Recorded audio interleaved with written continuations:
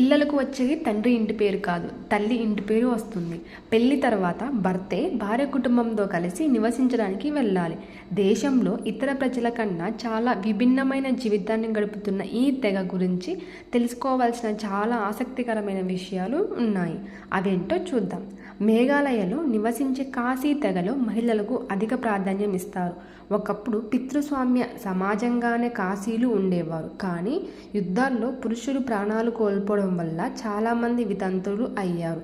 వారిని తిరిగి పెళ్లి చేసుకోవాలని బలవంతం చేయడం, వారి పిల్లలను అక్రమ సంతానంగా ముద్ర వేయడం వంటివి చేసేవారు.